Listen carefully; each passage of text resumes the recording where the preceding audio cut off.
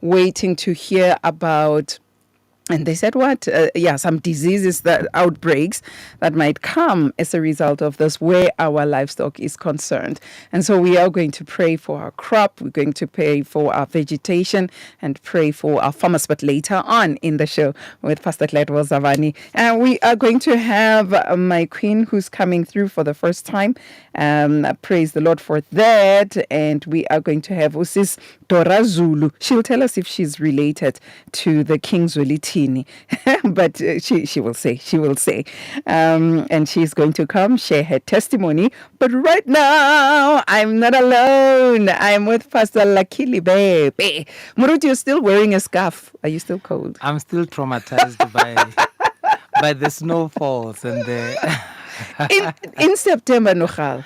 In September, can you imagine?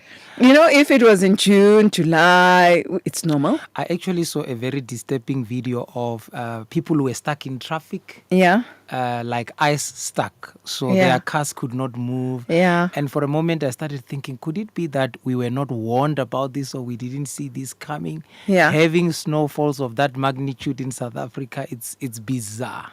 It's something else. Yeah. I think the weathermen did try to warn us. I remember because on Tuesday already they were talking about snow. And I remember how I didn't trust their report. I said to my mom, where's the snow? I mean, it was very hot on Tuesday last week. Even then, we are South Africa, you would just think, well, maybe it will happen somewhere. You know what I mean? Or drizzle, not a serious one. Not in the sense that we saw cars and even trucks stuck. It was the kind of snow that you see in the USA during Christmas time.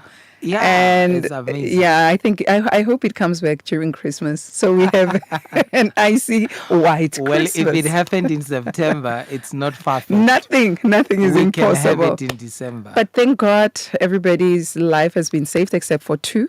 And I know that there are those ones who were taken to the hospital, but we thank God.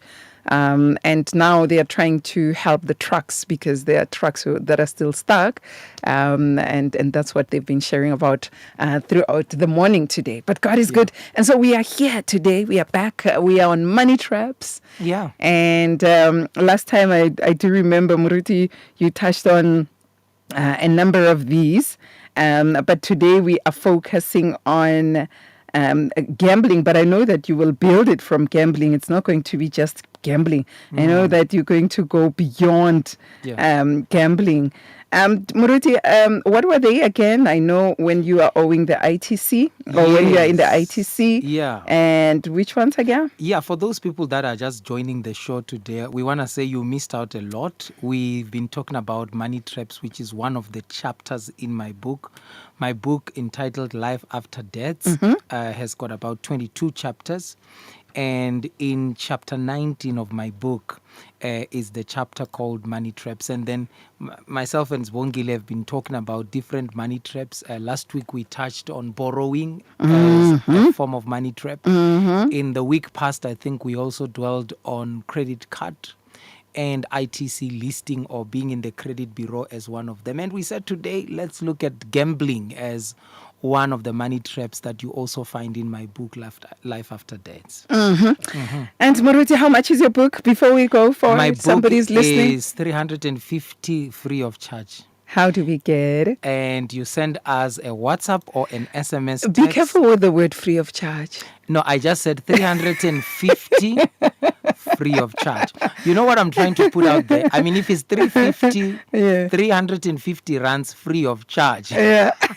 By the time you went through this book, you realize I actually didn't pay as enough. much. Enough. Right? Yeah. So please send us a WhatsApp number or an SMS to 071 352 4581. I'll repeat 071 352 4581, and then we will reply with how you would get it, but it will come straight to where you are. So it's 071 yes 352 4581. Wabana kitlo it's 012 071 yes 071 352 4581. So you can call and get the book. It's only 315 yana. So we're going to gambling. Yeah.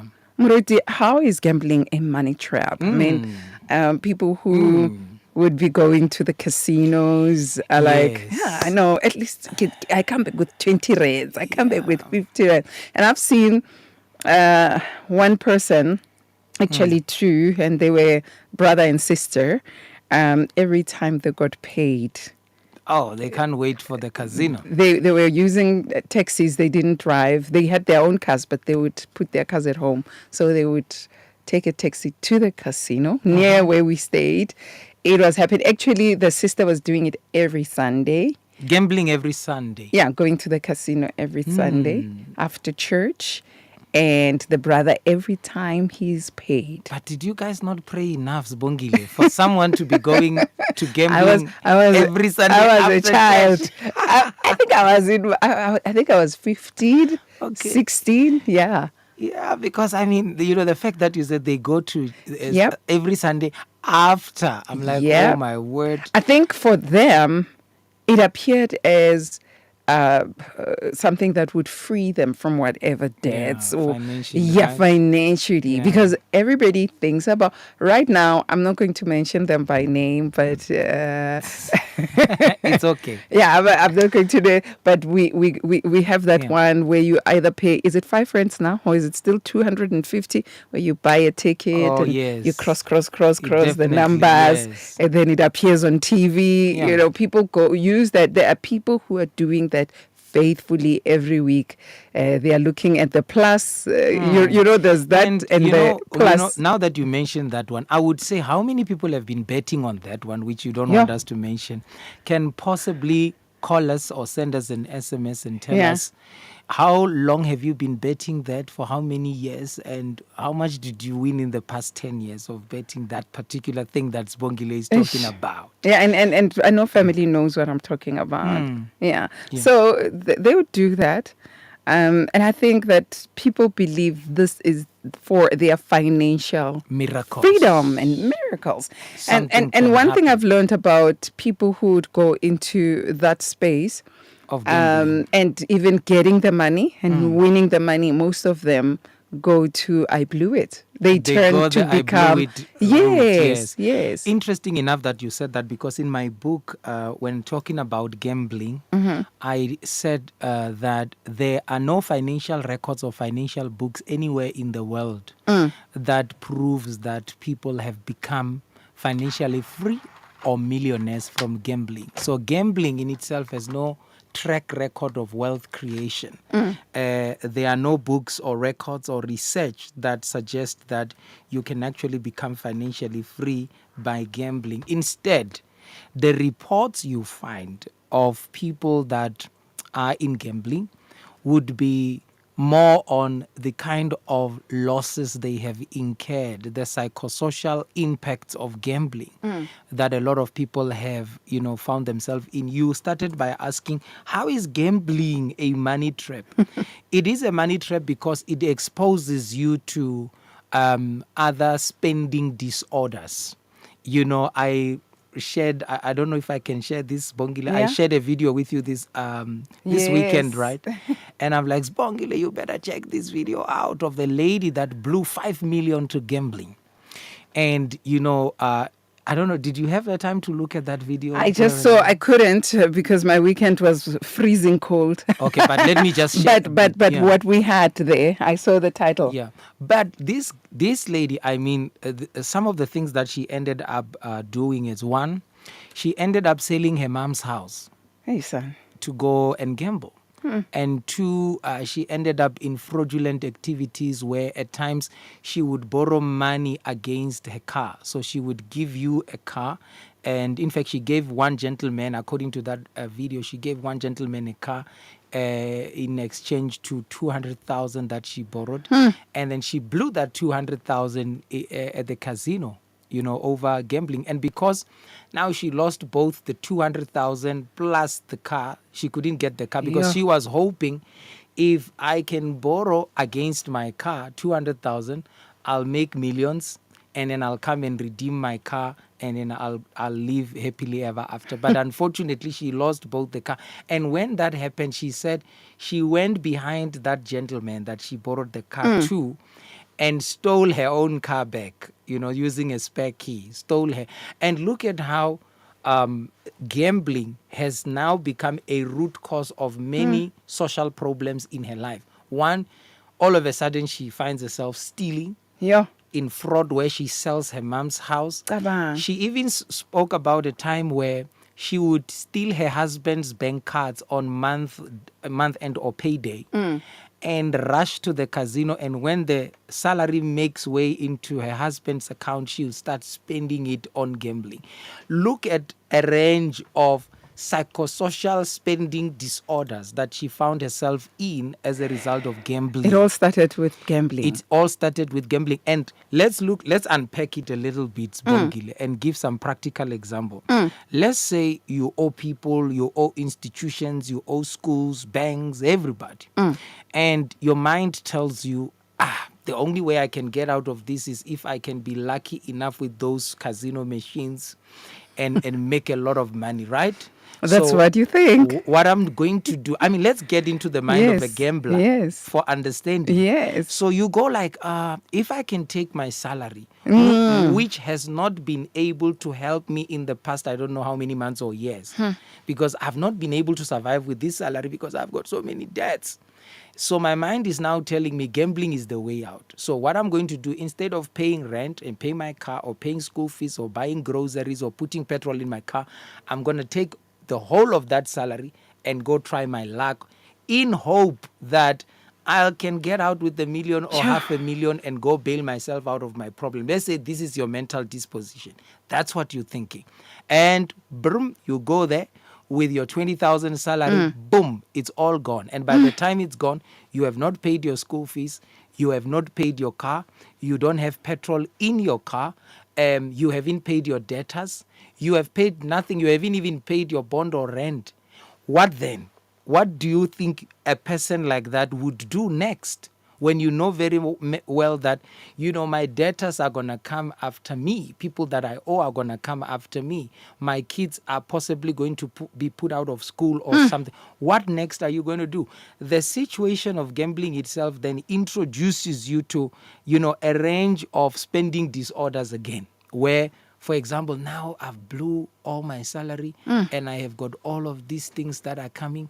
What next am I going to do? The lady shared a very interesting story on how she borrowed money from the loan checks. And she said she went to about 10 of them at a time. So maybe taking 5,000 from each one of them. Because you just lost money at the casino, but life still needs to go on. You still have to pay other debts. So she goes and then she takes money from all of these people. But she's thinking, oh my God, I took 5,000 from 10 loan checks. They want their money the next month, all of them. How am I going to pay 10 people? And you know the percentage on their interest. It's high. So you took 5,000 from 10 loan checks and they want their money next month. And by the way, you have deficits of things you did not pay for before because you lost the money at the casino. Now you've got, do you see how you're sinking deep? Then you start thinking, what can I do? And she got to a point where the only solution she thought was, let me steal my husband's cut. Let me steal my husband's cut. Let me use the salary. And I listened to that video when they were asking her, what was going on in your mind? What were you thinking, stealing your... She said, no, I thought, well, he might be angry that I stole his cut, but he will be happier that I made $1 million. So that's the thing with pathological gambling or gambling disorder. Sure. So it may all start well as gambling. I listened to a guy that said, I'm giving people good gambling advice. And I was so curious, like, is there any good? Good gambling advice. He says, this is what you must do. Just have 500 in your pocket, all on the way to casino. And let that 500 be your limit. If you lose it, it's your loss. If you make some money with that 500, take that money and don't bet again. Leave that place. But a lot of people started like that. People started like, let me see what I can do or get with 500. And Zbongile, think about this. You have 500, you go to a casino, you bet with that 500 over maybe American roulette. These are one of the games you find there. And you pay, you use 500 and bam, you get 3,000. What does your brain tell you at that moment? Try again. Why? Because What if you get $1 million now? and also because if 500 can give me 3,000, Yeah. what would 3,000 give me? And what I've heard is that when you play for the first time, you normally get something back. Oh. Like the Yes, first time you put obviously. in, yeah, you get something back a I little believe bit. that. I believe A that little because bit, and it's- otherwise people wouldn't be going back if it was lost at first place. Yeah. Because that would be their So first impression. nobody puts in the money, or I don't know if there are those ones who will put in the money and get the 3,000 and say, "Oh wow, praise the Lord," and move away. But most of them want to do more. If I got a Exactly. 3,000, let me try another 500, Exactly. and maybe if I get, I'll get $1 million Well, or so. You know, gambling disorder, it's so bad that, as I said, you know, we are trying to just unpack some of associated behavioral, you know, disorders that comes with gambling. So we just gave an example of how a person can blow their salary, and because of that, they feel compelled to go borrow from the loan sheikhs, and then to pay off the loan sheikhs, they feel the need to defraud someone, a husband, like the Eish. lady did, and she lost her marriage because of that. And as though that was not enough, her mom houses her, and then she sells her mom's house. Do you see how bad this is? She's going deeper and deeper. And what do you do when you feel depressed by the fact that you just blew out your money? You go into another, you know, spending disorder, maybe retail therapy. Retail therapy is when you want to cheer up, you know, to cheer yourself up by buying something. So some people, if they lost money at the casino, what's the second thing they'll do? Drink alcohol. Eish. Drink themselves to sleep. Others would even do worse things like going into drugs. Eish. I do not think there is such, of all the about 10 money traps that I mentioned in the book, I'm starting to appreciate that gambling is actually the worst one. Sure. It's bad. Isn't it an addiction of some sort as well? It is, and that's exactly why we said when we started that the reason why gambling, because some people can say, well, I'm just gambling, maybe I'm just doing sport betting, or I'm doing horse racing or dice game. Hey, It's- Madaisi. It's yes, and they say, well, I'm not as bad as a person. It is as bad.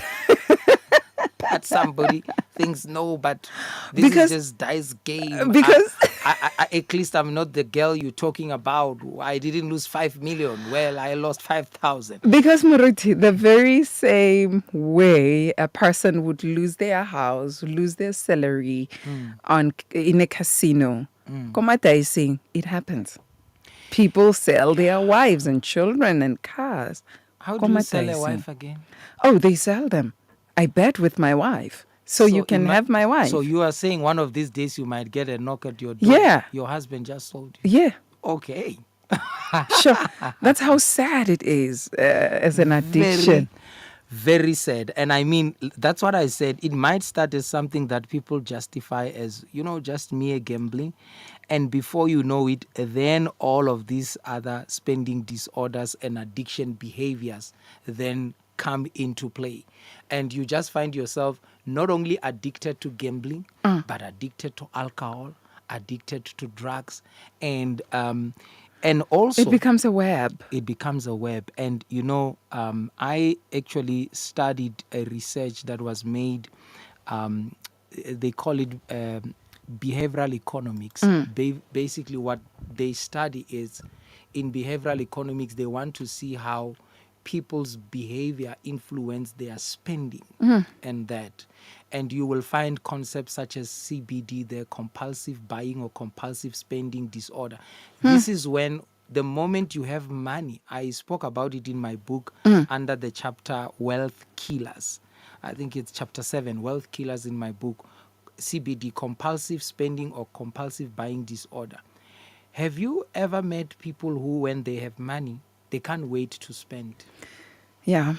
You- Compulsive buyers. Aglaleki, like you can't sit. You And cannot I sit think at home. rona ba lotsolo a efa May the Lord help us as You women. can't sit. You just want to buy, and the only time you stop buying, it's when you've run out of money. There seems to be a sort of, we call it also an impulse control disorder. That means you are struggling to control buying impulses in your brain. When that thought says buy, buy, buy, you actually fail to control it. So the psychologists call it a impulse control disorder, and they associate gambling addiction with that as well, because gambling addiction ultimately becomes a person's inability to control a spending habit or a spending impulse. So you feel like, I need to spend 3,000, I need to spend another 3,000. How did it end up? I heard this lady saying that she blew her all her money, including her husband and her mom's money, to a point where she didn't even have 20 rands to buy bread, and she had an empty tank leaving that casino. You ask yourself, oh, how does it actually get there? How do we get to a point where why couldn't you stop yourself when you see that you were sinking so deep? How did it get to a point of you selling your mom's house when you know that it's going to break her heart? What is this thing in you that keeps So it's an impulse control disorder. But here is the shocking thing that the psychologists in behavioral economics have found out. They found out that once a person in their spending habits develop either a compulsive spending disorder or an impulse control disorder, they have problems with controlling other behaviors away and apart from money. They found out that such people can also struggle with unprotected sex as well, because they tend to think about the consequence of something after it has happened.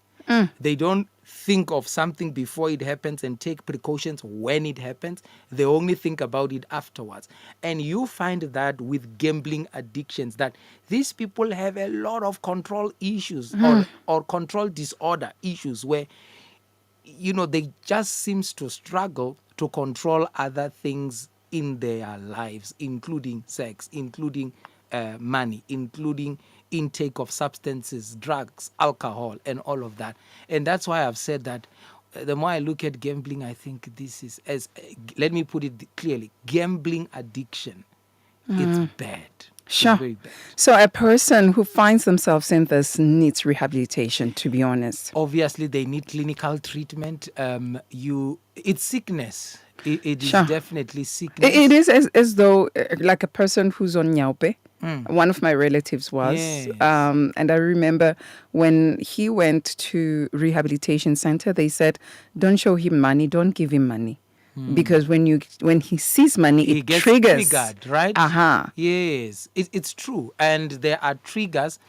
There are people, by the way, who have went to get clinical treatment, maybe with a psychiatrist or a psychologist, because they were suffering from pathological gambling. And they will make certain vows and say, you know what, I'm not going to gamble again. I've seen how it has ruined my marriage. I've seen how it has ruined my life, my health, and all of that, how it has exposed me to destructive habits. And they will promise themselves, even on paper, that they wouldn't do it. But once money enters the account and they get that bank notification, man, it's like just a drug. It's like a trigger, an uncontrollable impulse to go out and do it again. It's very bad. And if anyone listening is at that point, just like the lady shared, a person like that needs, clinical assessments. They need professional help. And to the words of the same lady that shared in the video, they sometimes need spiritual intervention to assist with that. It is an attack on their spiritual lives as well. Pastor Rufunone Gota, good day, Bafunzi, Ndimasiaria Bute, and he's listening, saying... I'm so impressed. I need to stop profound. You there. Yeah? You can read Venda. Okay, how did it happen? Sibongile Mufukeng reads Venda. I'm proudly South African. I'm so impressed. I'm proudly South African. We are going to take a break and then we're coming back. You can talk to us. The lines are open But at please, 012. please read that again when we come back because I interrupted. No. I wasn't reading. I was greeting him. Oh, is He it? just said profound. Oh, wow. Okay. He's listening. So I was just greeting him in Sivenda. Impressive. So, yeah, I'm proudly South African. Marut. All right, family 012-334-1322. You can talk to us. The lines are opened. 012-334-1322. And the SMS line 37871. Do remember you will be charged 150. And the WhatsApp line 082-657-2729. 082-657-2729. Ons kom terug.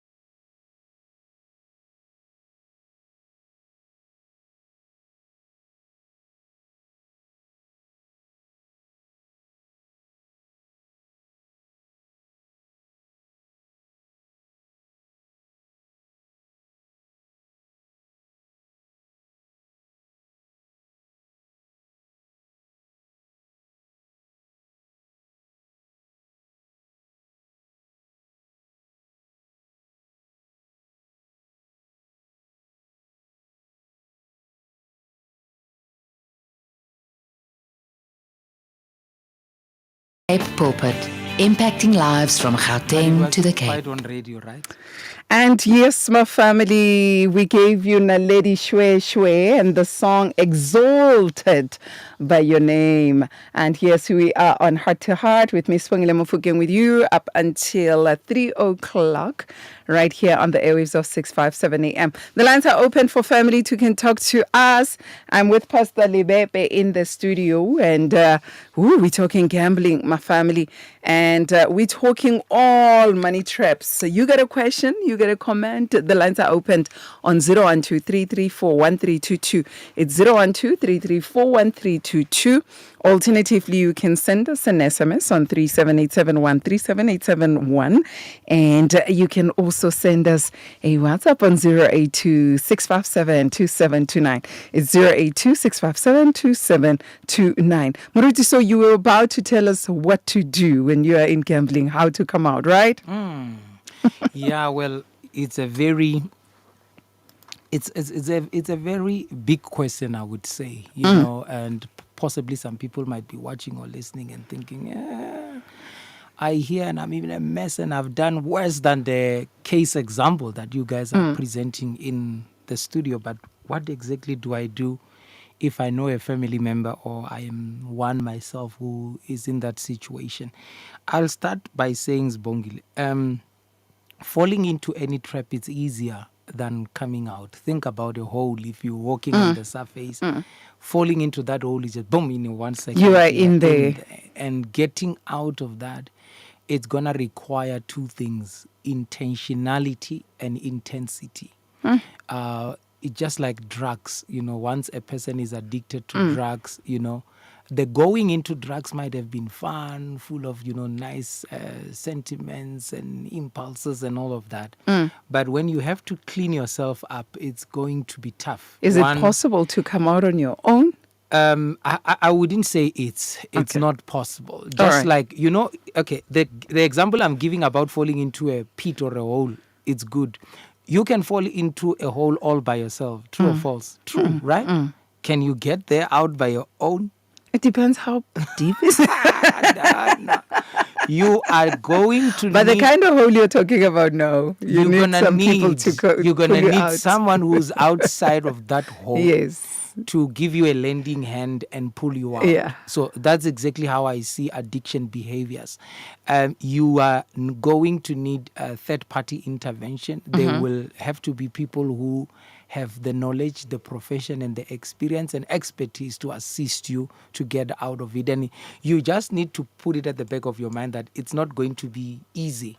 It's gonna be intense. And I will have to also be intentional. You will have to be willing. You know, there is nothing discouraging.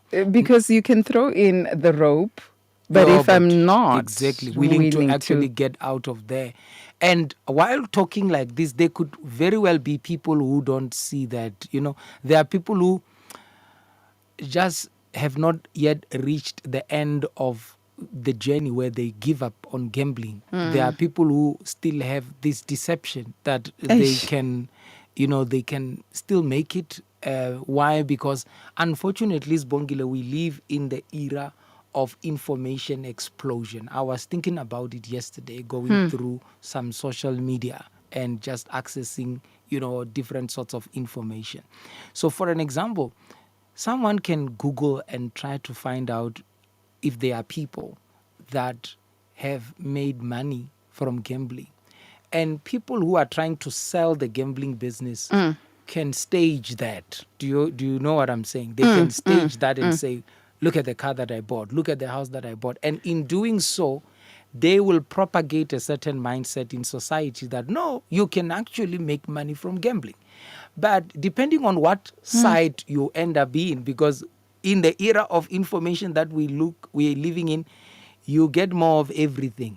If you go on the side that says, I want to search for people that have lost their lives due to gambling, oh God, you're going to find a lot of that. You're going to find people that got divorced, people that committed suicide, people that were gunned down and killed because of, you know, gambling, all of that. So it depends on where you're looking at. What is your psychology about this gambling issue. If you are one of that person and say, well, one day I made 100,000 and yes, I lost it back to the casino, but I think I can make 1,000,000. You're not willing to get out. You have not yet reached the end of the road, and maybe the consequences of life have not yet woken you up to that consciousness that, you know what, I'm dying here and I need help.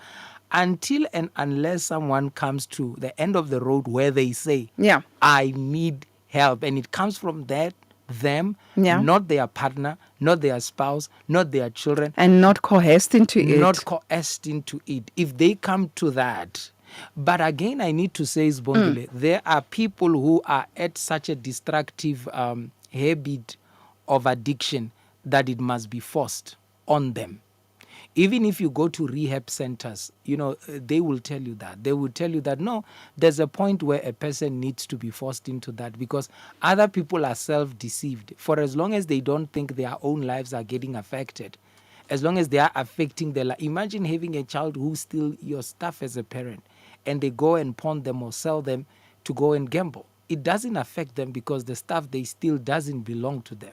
So under such circumstances, it goes on to people who are on drugs as well. And if a person is not at a place where it's affecting them, then what we need to do is send them into a rehab center forcefully. Most of the times they mention that a person has to reach bottom rock. Bottom rock, yes. But I've seen others, as you say, who would reach bottom rock, but still.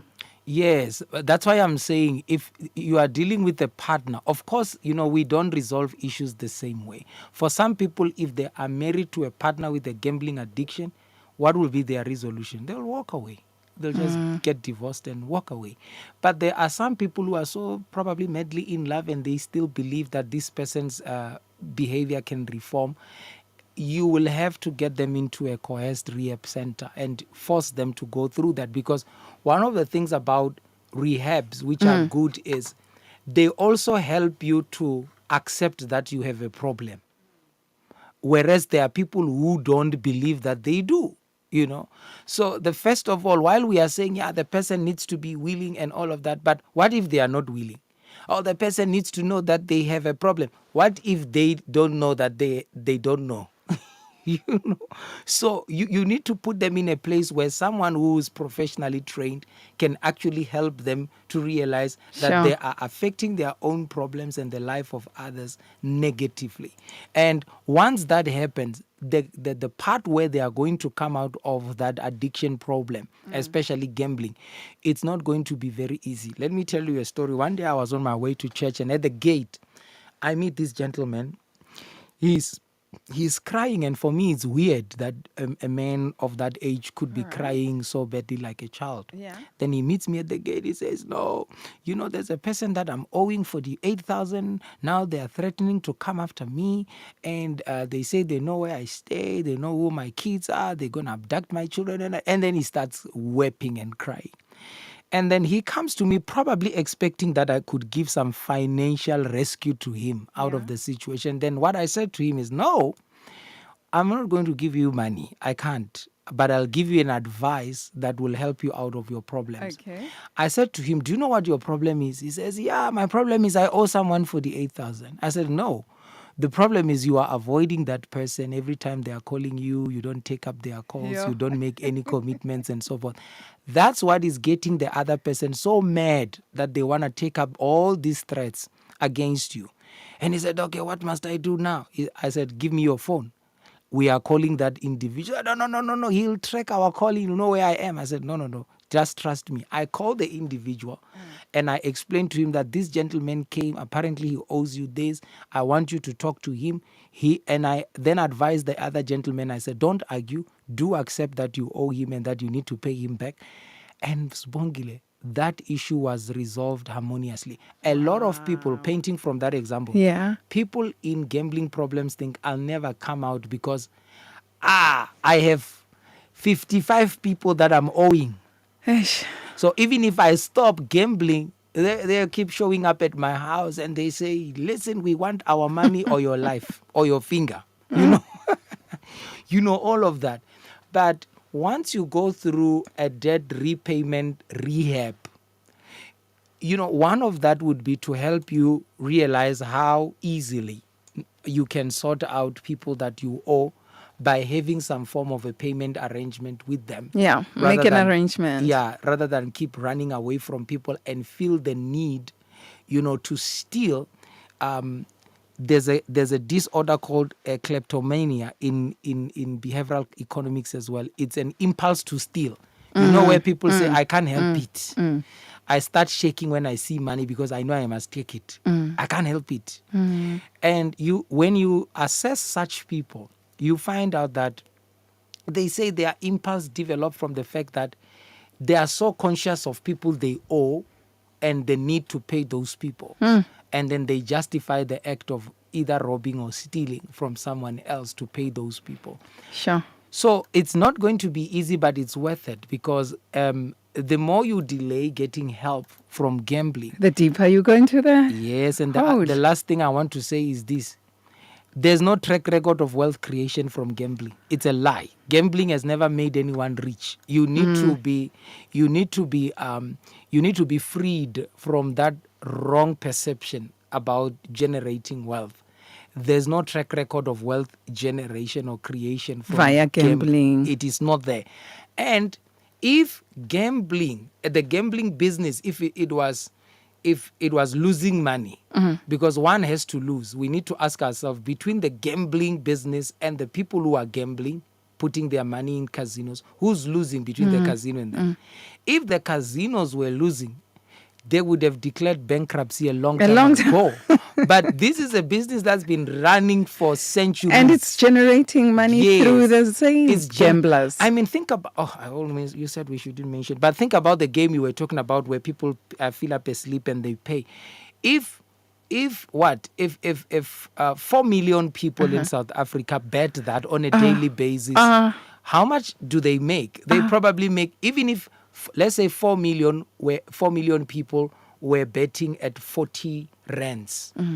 That's 40 million per day on an extreme average. So even if you hear someone won 19 million or 150 million, It's nothing to them. It's nothing compared to the money that they are making in Every return. So this is what Wednesday I and want to Friday. say. Casinos are not social workers. They are not there to solve your problems. They are there to mess it up. And you need to realize that quickly, that these people are not in the business of trying to rescue me out of my debtors and the people I owe. They don't care about that. And if you want to see it, lose all your money and sell your car in that casino and spend the rest on alcohol, they'll still kick you out of that casino with nothing. They'll even kick you out with the security. Yes, because they don't care about your problems. And they have not set up their business to bail people out of misery. They are there to make money. And God, they are making money. Sure. Yeah. Pietra Small says, so var, you're gambling with your life.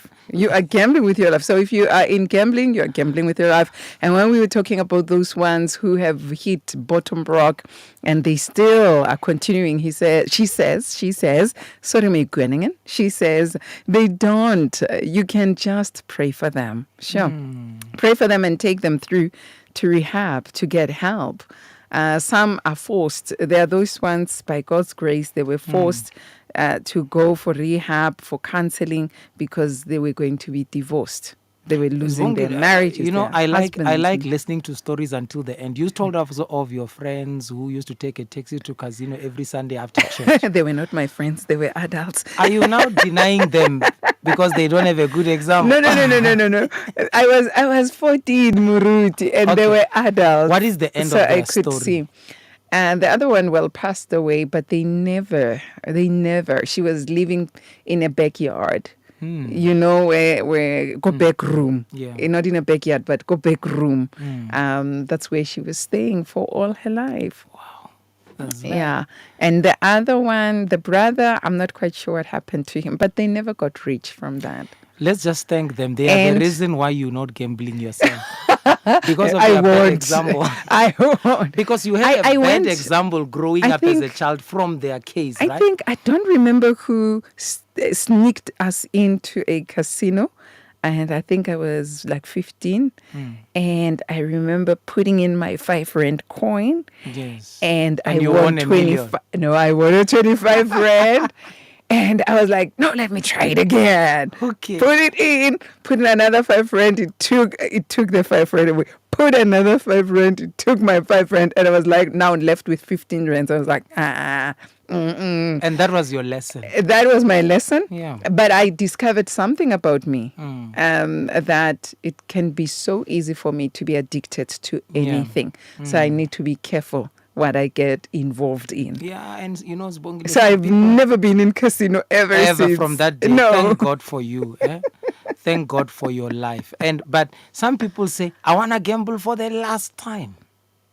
And if I ever make $1 million, I'm out. I promise God I'm out. There'll never be an out. Sadly not. There'll never be the last time. Moruti, we have that book again, Yes. Life After Death. Life after death is there. And I will- gambling is from chapter? Gambling in 2 of my chapters. Okay. The one is chapter 7 where I talk about wealth killers. Because gambling is a wealth killer. Then I also make reference to gambling under chapter 19 of money traps. And, much of what we have already said is also found in that book. Yeah, definitely. All People right. should get it. And it goes for 350. If you'd like to have the book, make sure that you call. Actually, you send a WhatsApp to Moruti ASAP and get yourself a copy. 071 352 4581. 071 352 4581. I'm going to say it a little slower. 071 352 4581. Your closing statements, Moruti, for My today. closing statements are as follows. You will never come out of a hole if you keep digging the bottom. You will never come out of a hole if you keep digging the bottom. So if you are trapped somehow in one of these behaviors that we talked about, stop digging and start making your way out of that hole. And Moruti, I know you offer counseling Yes, where yes, money is definitely. concerned. Through the same line that you gave out. And by the way, our 350 includes delivery to you. So once the 350 for the book is paid, no delivery fees will be added. It comes straight to you. But yes, one-on-one counseling sessions as well, or what we call money fitness sessions are provided. You can request for those if you need via the same WhatsApp line. All right. Thank you so much, Moruti, for this. And family, 071 352 4581. Get yourself that book for only 350. No extra costs. I don't want to say what Moruti said at the It's beginning. better than gambling. No extra costs. No What you see extra is what you costs. get. 071 352 4581. We are crossing over to the 1 o'clock news bulletin. You want to stay because the next testimony is connecting to where we are at right now. So, yeah, do not touch the dial. Muruti's numbers again 071 352 4581. Thank you so much, Muruti. Thank you. Wow.